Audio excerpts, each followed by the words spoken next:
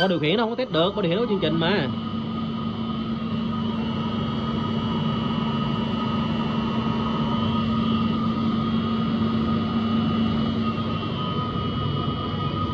Uống năm bia.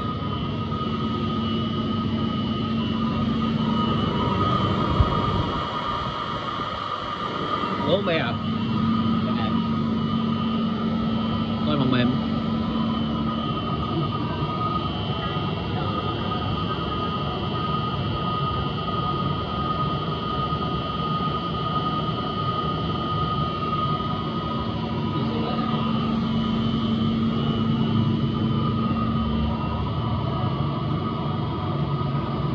Năm 58.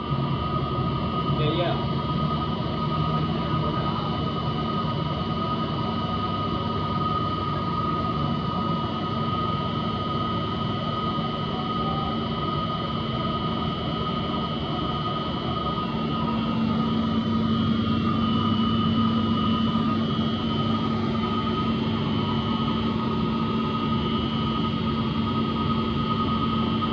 559.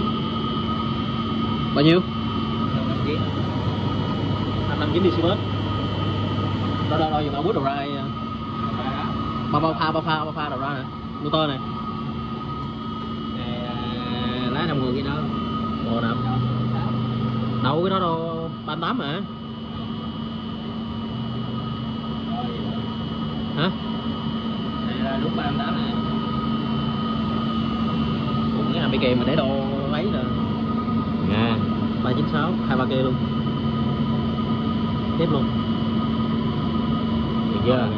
Này sao mà đó? Còn nó đâu được mà, tấm BB đâu được mà. Còn lao. Nè nó có số 2. Nó không bắt được cái rung RMS đâu. Nè. 447 đó.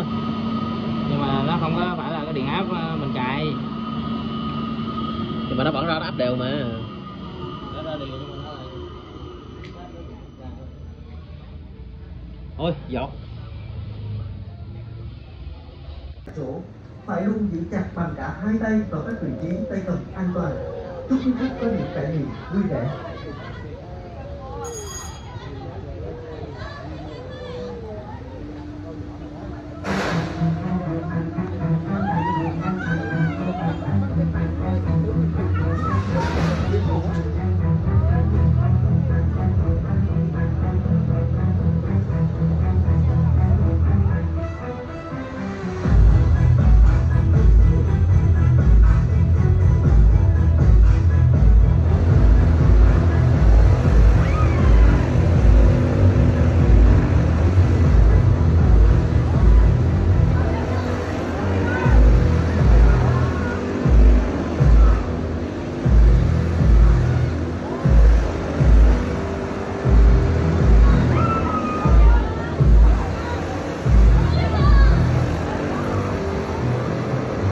Chị ơi, mua to là mình có muốn trốn hay là mình muốn chơi hết được luôn hả?